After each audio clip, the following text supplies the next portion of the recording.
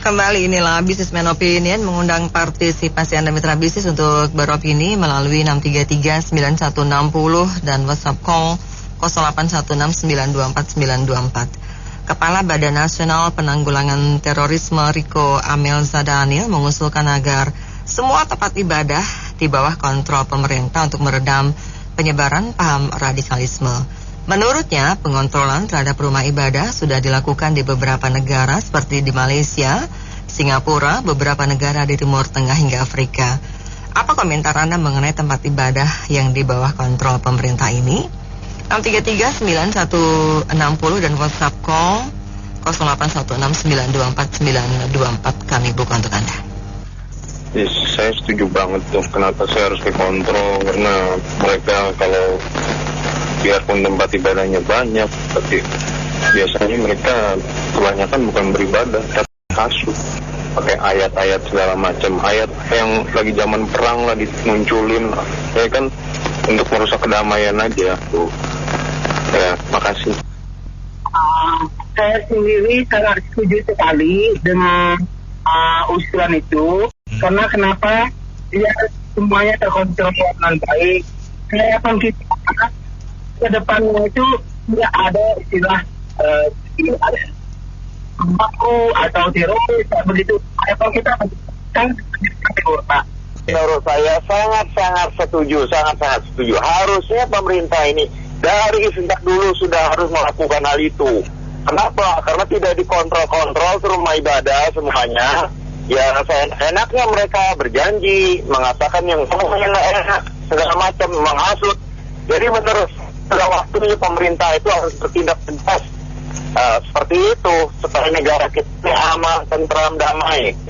Kita ciptakan bagi negara kita.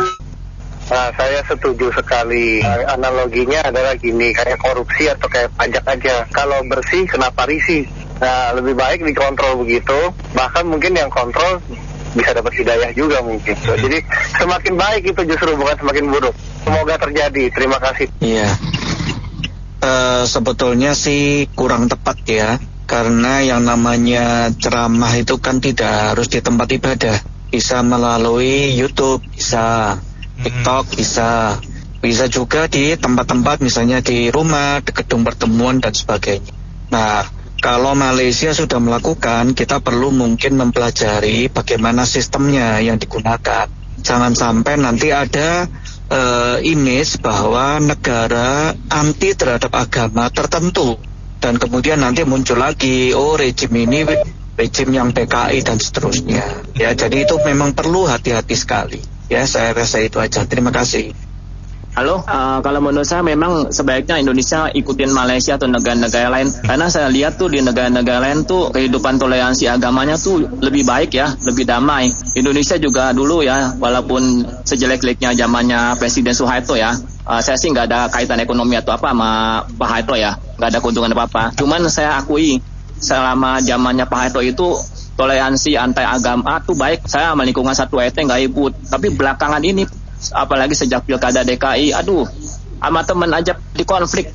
Jadi kalau bisa ya memang tempat Indonesia mencoba Malaysia lah, ikutin Malaysia. Kalau apapun yang bagus dari negara manapun, nggak ada salahnya dicontoh. Karena biasanya tuh emang tempat ibadah itu buat pidato khotbah-khotbah kadang-kadang ya kelewatan juga sih, isinya menjelekkan agama lain. Jadi timbul konflik ya. Antara teman yang baik jadi masalah, antara tetangga yang baik jadi konflik ya.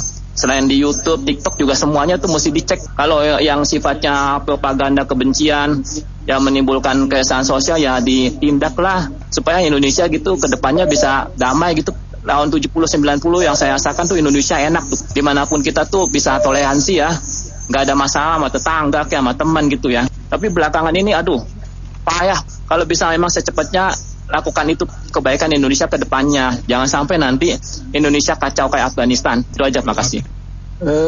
Kalau pengamatan saya itu sampai tukang sapu atau yang jual gorengan dan sebagainya itu banyak anggota BIN. Sebetulnya BIN sudah tahu apa-apa yang di dalam, semua sudah tahu semua. Jadi cuman tindak lanjutnya yang agak kurang terkoordinasi. Jadi semua di tempat ibadah itu saya kira sudah ada anggota-anggota BIN. Jadi rekan, jadi apa itu sudah ada sih. Jadi udah cuman tinggal diatur aja gimana cara ngatasinya, ngordinir gitu. Terima kasih. Saya ingin ngasih pendapat di tempat ibadah, itu yang dikontrol itu yang suka menjelek-jelekan kayak gitu loh ya. Artinya bukan domainnya tapi ikut-ikut campur tuh. Karena di YouTube itu kan juga banyak tuh. YouTube-nya tuh Ditan itu. Terus Kainama itu juga sama, itu kan bukan bagiannya ya kan. Tapi tidak dibiarin aja. Giliran siapa tuh yang kemarin dari itu tuh langsung ditangkap.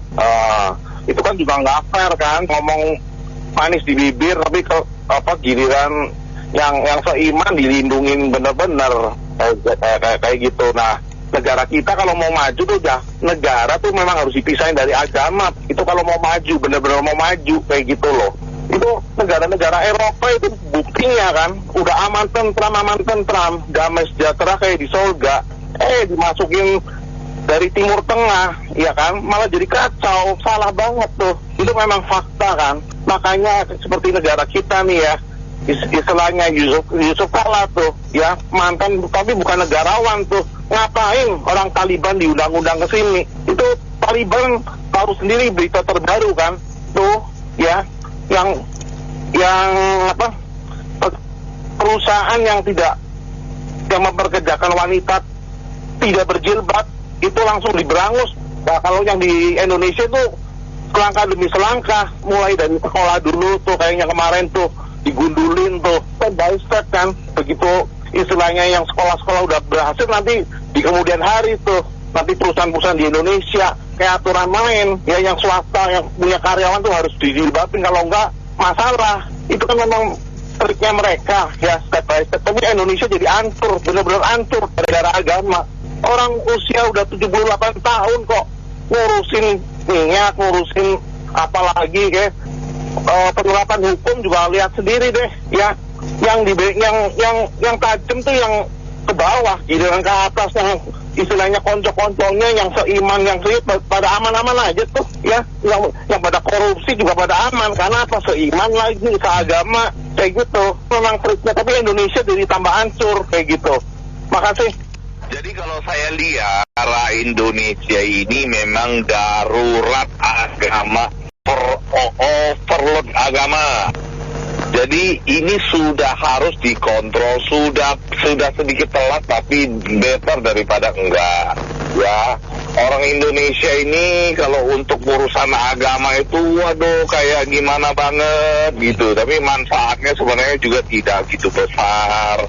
Agama ini kan harus dipakai untuk urusan pribadi manusia, individu dengan Tuhan, bukan untuk buat iklan, untuk kepentingan politik, cari uang segala macam. Ini yang paling marah di Indonesia ini. Ya, orang bule dan kita ini ketawa dia. Ya, ini barusan tadi saya baca berita itu ada yang seorang guru ngaji tegur ustadz yang itu karena toa terlalu besar, akhirnya jadi clash, jadi terjadi bacok-bacokan. Ini di Jakarta lagi viral itu. Itu kan hal-hal kayak gitu kan sebenarnya tidak perlu terjadi. Masing punya kesadaran sendiri. Ya, saya kira begitu saja. Ya, saya kira ini satu pemikiran yang sangat positif ya.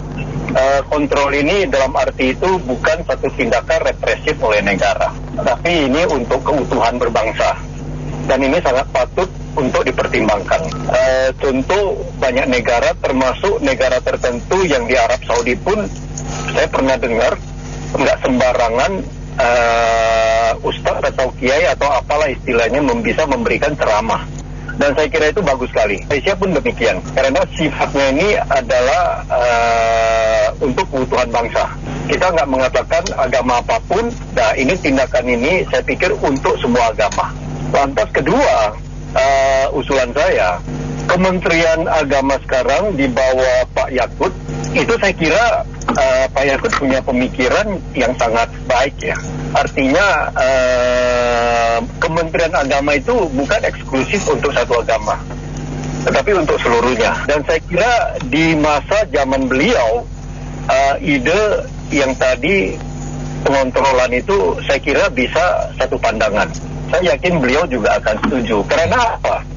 Di beliau sendiri sekarang dilakukan revisi undang-undang dan ini masih berjalan. Reformasi ini belum ketok palu. Itu ada beberapa pasal yang menurut saya antara lain seperti pasal-pasal yang sifatnya penistaan agama itu sebenarnya nggak diperlukan. Buat apa pasal yang sedemikian rupa? Itu hanya menimbulkan kesempatan oleh agama tertentu untuk justru menista agama lain. Walaupun undang-undang ini sepertinya penistaan agama dilakukan oleh pribadi per pribadi, tetapi implementasinya di lapangan ini sangat tidak fair. Belum lagi SKB berapa menteri untuk pendirian rumah ibadah dan lain-lain. Ini sangat sifatnya itu sepertinya baik, tetapi di dalam unsur diskriminatifnya itu sangat kental. Walaupun kita nggak bisa mengatakannya keluar. Jadi saya pikir ini adalah momentum, dan ide yang tadi kontrol rumah agama ibadah itu saya pikir momentumnya tepat.